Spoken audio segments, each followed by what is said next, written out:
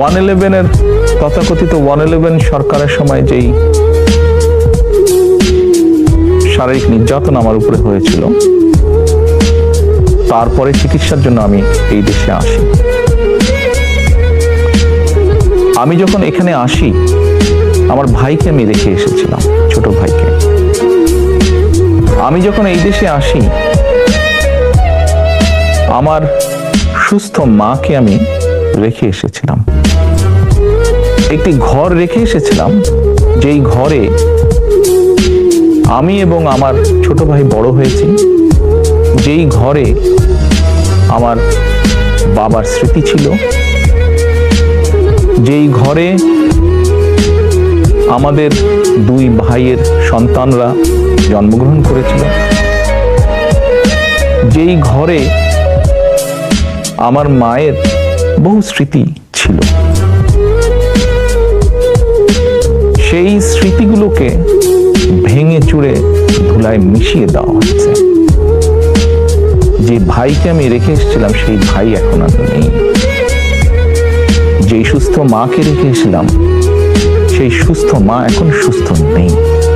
শুধু অসুস্থই নন, ওনার উপরে মানসিক এবং শারীরিক নির্যাতনও করা হয়েছে।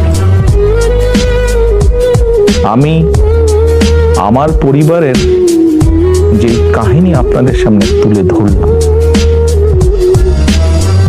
এটিকে আপনারা কাহিনী বলুন বা সংগ্রাম বলুন, যেটাই বলুন না কেন, এটি শুধু আমার কাহিনী না, আমার পরিবারের কাহিনী না। এরকম কাহিনী বাংলাদেশের শত না হাজার হাজার পরিবারের, বা যেই পরিবারের বাবা, যেই পরিবারের ভাই, যে পরিবারের স্বামী, তার ঘর বাড়ি ধ্বংস করে দেওয়া হয়েছে, হ্যান্ডকাফ করা অবস্থায় হাসপাতালের বারান্দায় মারা গিয়েছে, তা না হলে হ্যান্ডকাফ করা অবস্থায় জেলের ভিতরে মারা গিয়েছে, সহায় সম্পত্তি ধ্বংস করে দেওয়া হয়েছে। এই সকল অন্যায়, এই সকল হত্যা, এই সকল নির্যাতনের জন্য যারা দায়ী,